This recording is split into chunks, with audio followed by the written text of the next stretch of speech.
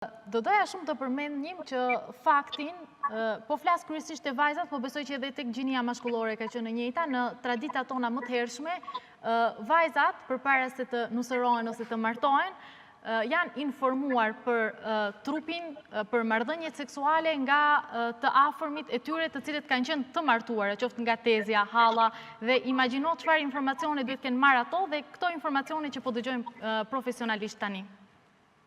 Informacione ose dizinformacion. Pikërisht. Sepse janë tashmë gojdhëna dhe tregimtari, që janë trashëguar dhe ne dim se çfarë ndodhte atë para natës së parë. Ajo, le të themi, takimit tek ajo dhoma ku ishin prezent vetëm gra të martuara. Nuk duhet asnjë beqare t'i dëgjonte këtë fjali. Po ndonjëra edhe tregonte sekretin.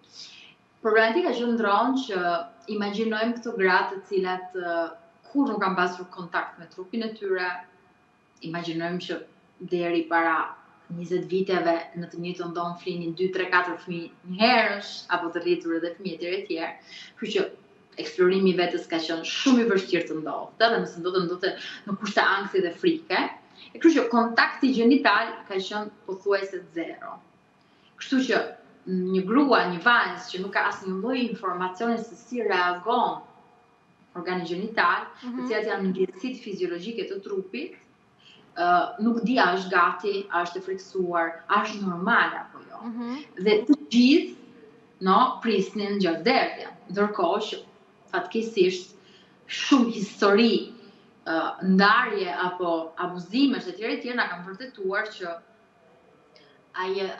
historia e Jemenit, dhe se këtu mund të bëjmë një intervistë të veçantë vetëm për këtë temë, se është totalisht e veçantë, por jo të gjithë prezantojnë një morfologji, pra një strukturë që është, pra struktura anatomia është njësoj, po ajo cipa e virgjërisë e famshme që as nuk ekziston shkencërisht, nuk është njësoj tek çdo individ, pra tek çdo grupa.